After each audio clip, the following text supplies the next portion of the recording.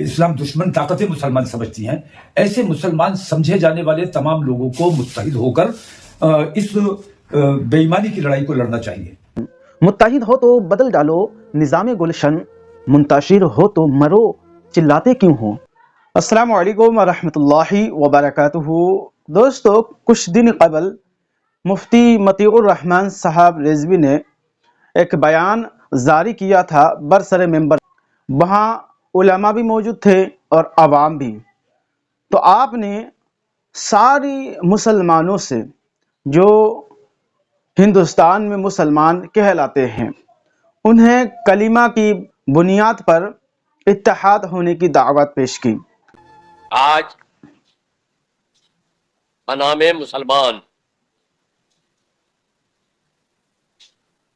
لوگوں پر ظلم و ستم کے جو پہاڑ توڑے جا رہے ہیں، وہاں نہ یہ دیکھا جاتا ہے کہ یہ سنی ہے، نہ یہ دیکھا جاتا ہے کہ یہ شیعہ ہے، نہ یہ دیکھا جاتا ہے کہ یہ غیر مقلد ہے، نہ یہ دیکھا جاتا ہے کہ یہ کسی اور فرقے کا مانتا ہے۔ تو صرف یہ دیکھا جاتا ہے کہ یہ کلمہ پڑھتا ہے۔ ایسے حالات میں ضرورت ہے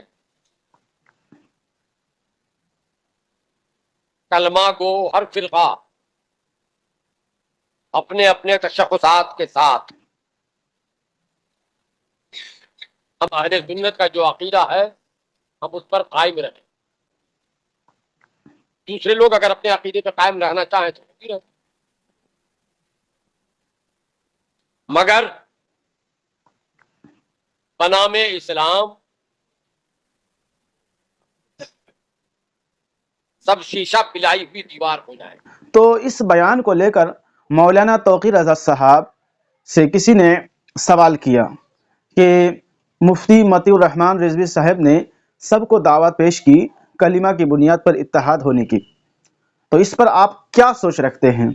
تو مولانا توقیر رضا صاحب نے کہا تھا کہ یہ تو ہم نے پہلے ہی پیشکش کی تھی، اگر پہلے علماء کرام سمجھ لیتے تو یہ جو آج ہندوستان میں مسلمانوں کے ساتھ دربیوہار ہو رہے ہیں وہ نہیں ہوتے، یہ جو آج مسلمان دین دیکھ رہے ہیں وہ دیکھنا نہ پڑتا۔ چلیے مولانا توقیر رضا خان صاحب کا وہ بیان سنتے ہیں۔ حالیہ دنوں میں مولانا مفتی مطیع الرحمان صاحب جو ایک نام ہے، مشہور نام ہے علماء کی فہرست میں، انہوں نے کلمہ کی بنیاد پر ایک ہونے کی دعوت دی ہے اور برسر ممبر علماء اور عوام کی موجودگی میں یہ بات کہی۔ حالانکہ یہ بات آپ بہت پہلے سے کہہ رہے ہیں، آپ نے کہا تو آپ پر جو ہے وہ فتویٰ لگا دیا گیا، دیوبند جانے کو لے کے اعتراض کیے گئے، اب خود علماء یہ بات کہہ رہے ہیں۔ نہیں، اصل مسئلہ یہ ہے کہ میں نے جو کچھ بھی کہا، جو کچھ بھی کیا، مجھے لگتا ہے کہ میں نے قبل از وقت کیا تھا، لوگوں کی وہ باتیں سمجھ میں نہیں آئی۔ جی، دونوں طرف کے لوگوں نے اپنے نفع اور نقصان میں اس کو تولنے کی کوشش کی۔ جی، اگر اس وقت میری بات بجلی ہوتی تو ملک کے جو موجودہ حالات ہیں جی، یہ حالات نہ بنے ہوتے۔ تو اصل مسئلہ یہ ہے، میں نے بارہا اس بات کو کہا ہے کہ اللہ نے جو سمجھ، جو نظر مجھے عطا کی ہے، وہ ہمارے علماء اکرام کو، ہماری عوام کو وہ سمجھ اللہ تبارک و تعالیٰ عطا فرمائے۔ تو میں نے وقت سے پہلے ان چیزوں کو سمجھ لیا تھا جی، اور اس لائن پہ میں نے کام شروع کر دیا۔ لوگوں کی سمجھ میں نہیں آیا، اختلاف کیا، اور اس کے نتائج آج سب کے سامنے ہیں۔ اگر اس وقت میری بات سمجھ لی گئی ہوتی، جیسے میں نے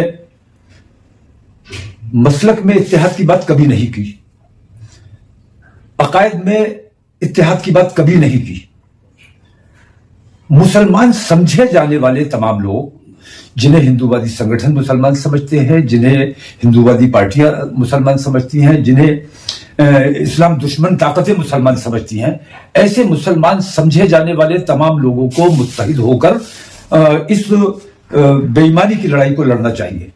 ایسا نہیں ہے کہ ہم لڑائی لڑنے میں کہیں کمزور ہیں، لیکن ہم نے یہ دیکھا کہ پہلے انہوں نے ان لوگوں کو دبانے کی کوشش کی اور اصفیہ کی طرف انہوں نے بالکل توجہ نہیں دی اور کھلی چھوٹ دی، اور ہمارے لوگوں نے بھی یہ کہا کہ ہاں سارے دیوبندی جو ہے وہ آتنکوادی ہیں، جبکہ سچائی یہ ہے کہ ہندوستان میں مسلمان کہلائے جانے والا کوئی بھی شخص آتنکوادی ہو ہی نہیں سکتا، لیکن ہمارے لوگوں نے یہ بات کہی، وہ اپنے اس طریقے کے ذریعے وہ ان پر دباؤ بنانے میں کامیاب ہو گئے، اور نتیجہ یہ ہوا کہ آج وہ لوگ میں دیکھتا ہوں کہ کیشو کنج سے ڈائریکشن لیتے ہیں، حکومت سے ڈائریکشن لیتے ہیں، کام نہیں ہو پا رہا ہے۔ تو اب جب ان کو کنٹرول میں کر لیا، اب آپ کے خانقاہوں کی طرف توجہ ہوئی، آپ کے علماء کی طرف ان کی توجہ ہوئی، اب آپ کے علماء کو گرفتار کیا جا رہا ہے، جھوٹے جھوٹے الزام لگائے جا رہے ہیں، تو ون بائی ون نمبر سب کا آنا ہے۔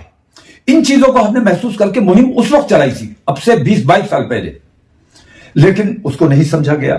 میں نے جیسے موبائل کے خلاف مہم چلائی تھی، 12-15 سال اس بات کو بھی ہو گئے، میں نے بار بار سمجھانے کی کوشش کی کہ اپنی کم سن بچیوں کو موبائل سے دور رکھو، یہ ایسا شیطان ہے جو کان کے ذریعے دل میں جگہ بنانے کا کام کرتا ہے، لیکن لوگوں نے توجہ نہیں دی، اور نتیجہ یہ ہوا کہ اسی موبائل کی وجہ سے ہماری کتنی بچیاں مرتد ہو گئیں۔ تو جو بنیادی مسائل ہیں مسلمانوں کے، اس طرف توجہ نہ دے کر ہمارے جلسوں میں صرف رد اور ایک دوسرے پر الزامات لگانے کا سلسلہ چلتا رہا۔ ان جلسوں کے ذریعے جو کام کیا جا سکتا تھا وہ کام نہیں کیا گیا۔ ہماری خانقاہوں میں آج دیکھتا ہوں کہ روحانیت کے مراکز ہیں، لیکن روحانیت نام کی مجھے کوئی چیز وہاں ملتی نہیں ہے۔ تو ان لوگوں کو اپنی تمام چیزوں پر، اپنی ہر محرومی، ہر ناکامی کا الزام بی جے پی پر لگا دینا، آر ایس ایس پر لگا دینا، یہ مجھے ٹھیک نہیں لگتا۔ مجھے ایسا لگتا ہے کہ ہمیں اپنے گریبان میں جھانکنا چاہیے، ہمیں اپنے اعمال پہ نظر ڈالنی چاہیے، ہمیں کیا کرنا چاہیے تھا اور ہم کیا کر رہے ہیں۔ دعوت کا سلسلہ بالکل بند کیسے ہو گیا؟ اگر دعوت کا سلسلہ جاری رہتا تو میں سمجھتا ہوں کہ یہ جو دنیا اور یہ خلا جو پیدا ہوا ہے یہ نہ ہوتا۔ یہ جو کھائی اتنی بڑی بنا دی گئی ہے ہندوستانیوں کے درمیان، اور ہندوستانی کا دشمن بن گیا ہے۔ اب علماء کی سمجھ میں اگرچہ دیر سے آیا، لیکن ابھی بھی وقت ہے، اور میں یہ سمجھتا ہوں کہ اگر 24 کو سوجھ بوجھ کے ساتھ اگر ہم نے 24 میں کوئی فیصلہ کر لیا تو نتیجہ کچھ بہتری کا نکل سکتا ہے۔ ویسے حضرت آنے والے 2024 الیکشن میں علماء کیا کردار ادا کر سکتے ہیں؟ دیکھیے، ہر چیز کا ایک علاج ہے، اتحاد کے بنا کچھ نہیں ہو سکے گا۔ ہندوستان کی سب سے بڑی طاقت مسلمان ہے۔ بھارتیہ جنتا پارٹی کے بعد اگر سب سے بڑی کوئی طاقت ہے تو وہ مسلمان ہے۔ اگر ایک منچ پر آ جائے، ایک پلیٹ فارم پر آ جائے، وہ مسائل کی وجہ سے ایک پلیٹ فارم پر آئے، کلمے کی بنیاد پر ایک پلیٹ فارم پہ آئے، جس بھی اپنی تکلیفوں اپنی پریشانیوں کی وجہ سے ایک پلیٹ فارم پر آئے، جیسے بھی آئے، اگر ایک پلیٹ فارم پر مسلمان آ جاتا ہے اور 2024 کا فیصلہ متحد اور متفق ہو کر کرتا ہے، تو میں یہ سمجھتا ہوں کہ ہندوستان کی سب سے بڑی پارٹی یہ جماعت ہوگی۔ ہماری کوشش ہے کہ مسلمانوں کو متحد کر کے، اور اس کے ساتھ ہماری دلتوں میں بھی کام چل رہا ہے، S C S T O B C اور دیگر جو مائنورٹیز ہیں اور ٹرائبلز ہیں، ان لوگوں سے بات چیت چل رہی ہے۔ انشاءاللہ آنے والی 24 تاریخ کو ہماری میٹنگ ہے اس سلسلے میں، اور اس میں یہ فیصلہ کیا جائے گا، کیونکہ میں یہ دیکھ رہا ہوں کہ امید ہمیں بنی تھی کانگریس سے، جب انہوں نے ایک الائنس بنایا تھا تمام پارٹیوں کو لے کر، تو ہمیں لگا تھا کہ بھارتیہ جنتا پارٹی کا مقابلہ مضبوطی سے ہو جائے گا، لیکن کانگریس کی غلط پالیسی کی وجہ سے وہ تمام الائنس انڈیا کو بکھیرنے کا کام کیا، تاش کے پتوں کی طرح بکھر گئے وہ تمام۔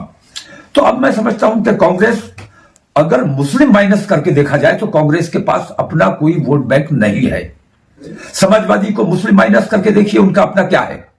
ان کا یادو میں دیکھتا ہوں بھارتیہ جنتا پارٹی کے ساتھ کھڑا ہوتا ہے، جاٹو بھارتیہ جنتا پارٹی کے ساتھ کھڑا ہوتا ہے، تو یہ تمام لوگ محتاج ہیں مسلمانوں کے، لیکن مسلمانوں کے ماتھے پر محتاجی کا ٹیگ لگا دیا گیا ہے کہ مسلمان محتاج ہے، جائے گا کہاں؟ اگر بی جے پی کو اسے ہرانا ہے تو ہمارے ساتھ آئے گا۔ یہ محتاجی کا ٹیگ ہمیں اپنے ماتھے سے ہٹانا ہے، اور اس کے لیے یہ ضروری ہے کہ تمام مسلمان سمجھے جانے والے لوگ ایک پلیٹ فارم پر جمع ہوں اور ان فرقہ پرست طاقتوں کا مقابلہ کریں، اور فرقہ پرستی کا مقابلہ کرنے سے پہلے ہمیں ان سیکولرسٹوں کو دعوت دینی ہے۔ وہ تمام لوگ جو سیکولرزم کے نام پر مسلمانوں کا ووٹ حاصل کرتے ہیں، ان تمام کو دعوت دینی ہے کہ آج تک ہم نے آپ کا جھنڈا اٹھایا ہے، آج ہم نے اپنا متحدہ محاذ بنا لیا ہے، ہمارے ساتھ مسلمان ایک پلیٹ فارم پر ہیں، ہمارے ساتھ دلت ہیں، ہمارے ساتھ ٹرائبلز ہیں، اور اب تک ہم نے آپ کا ساتھ دیا، اب آپ ہمارے ساتھ آئیے, اپنی بتائیے کہ آپ کی کیا پہچان ہے, آپ کی کیا اوقات ہے. ہمارے پاس کم سے کم الحمدللہ 20 کروڑ مسلمان ایک پلیٹ فارم پر انشاءاللہ اس چناؤ میں آئے گا, اور اس کے ساتھ یہ دلت وغیرہ اگر شامل ہو جاتے ہیں اور دیگر مائنورٹیز شامل ہو جاتی ہیں تو ہم 40 سے 45 کروڑ تک پہنچتے ہیں, اور اتنی بڑی تعداد کسی پارٹی کے پاس, کسی دوسری جماعت کے پاس ہے ہی نہیں. تو اگر بھارتیہ جنتا پارٹی کو ہرانا ہے تو مسلمانوں سے دامن بچانے والوں یہ سمجھ لو کہ تم دیش کا نقصان کر رہے ہو, مسلمانوں کا نقصان نہیں کر رہے ہو, مسلمانوں کو حقیر نہیں سمجھ رہے ہو, تم اپنے ملک کا نقصان کرنے کا کام کر رہے ہو. نریندر مودی اور ان کی پارٹی کو ستا سے اگر بے دخل کرنا ہے تو مسلمانوں کو حصے داری دینا پڑے گی, کیونکہ تم تمام کو ہم نے آزمایا ہے, تم تمام کے تمام بے ایمان ہو, غدار ہو, جھوٹے ہو. کانگریس نے ابھی کرناٹک کے چناؤ میں کہا تھا کہ ہماری سرکار آئے گی تو ہم بجرنگ دل پر پابندی لگائیں گے, لیکن سرکار بننے کے بعد وہ اپنے اس وعدے سے مکر گئے, اور ہم نے ان کے ایسے کتنے وعدے دیکھے ہیں. ہم نے تمام لوگوں کو آزمایا ہے. ہم اصل میں ایماندار لوگ ہیں, ہمارے ساتھ کھڑے ہوگے تو ایمانداری کا کام ہوگا, انصاف کا کام ہوگا, اور سب کے ساتھ برابری کا سلوک کیا جائے گا. تو تمام پارٹیوں کو میں دعوت دیتا ہوں کہ 24 تاریخ کے بعد ہمارے اتحاد کا اعلان ہونے جا رہا ہے, اور تمام پارٹیوں کو کھلی دعوت ہے کہ اگر بھارتیہ جنتا پارٹی کو ہرانا چاہتے ہو, اگر ای ڈی اور سی بی آئی سے اپنے آپ کو بچانا چاہتے ہو, تو تمہیں ہمارے پرچم تلے آنا پڑے گا. اس کے علاوہ تمہارے پاس کوئی راستہ نہیں ہے. ویسے حضرت ابھی مفتی سلمان ازہری کو 2 دن پہلے یعنی لگ بھگ 17 یا 18 کو کورٹ میں پیشی بھی نہیں ہو پائی اور انہیں سابرمتی جیل بھیج دیا گیا, تو جس پر سیاسی حلقوں میں یہ بات گھوم رہی ہے کہ جو بھی مسلمانوں کو یکجا کرنے کی کوشش کرے گا اس کو اسی طرح سے جیل میں ٹھونس دیا جائے گا. تو ان چیزوں سے خوفزدہ ہونے کی کوئی ضرورت نہیں ہے. ہمارے ہزاروں سلمان ازہری ہیں جن کے دل میں جذبہ ہے اپنے قوم اور اپنے ملک کے لیے قربانی دینے کا, اور قربانی دینے کا وقت ہے. اگر قربانی نہیں دی جائے, میں تو علیہ اعلان ایک بات کہتا ہوں کہ ہم اپنے مال کی حفاظت کے لیے, اور حکم ہے ہمیں کہ اپنے مال میں سے زکوٰۃ نکالو. جس طرح ہم اپنے مال کی حفاظت کے لیے اپنے مال کی زکوٰۃ نکالتے ہیں, اسی طرح ہمیں اپنے ایمان اور اپنی جان کی حفاظت کے لیے ہمیں زکوٰۃ نکالنی چاہیے. اور یہ زکوٰۃ کس شکل میں نکلے گی؟ جان کا صدقہ مال ہے, لیکن ایمان کا صدقہ جان ہے. اگر ہم یہ 2% 2.5% زکوٰۃ نکالنے کے لیے اپنے آپ کو تیار کر لیں تو انشاءاللہ ہمارا مقابلہ کرنے والا اس دنیا میں پیدا نہیں ہوگا. شکریہ. تو دوستو, آپ نے مولانا توقیر رضا صاحب کو سنا. کیا یہ اتحاد کلمہ کی بنیاد پر ممکن ہے؟ سارے مسالک کے درمیان آپ اپنا قیمتی رائے کمنٹ باکس میں ضرور دیجیے گا. ملتے ہیں کسی اور ویڈیو میں, تب تک اپنا خیال رکھیں. خدا حافظ. السلام علیکم ورحمۃ اللہ.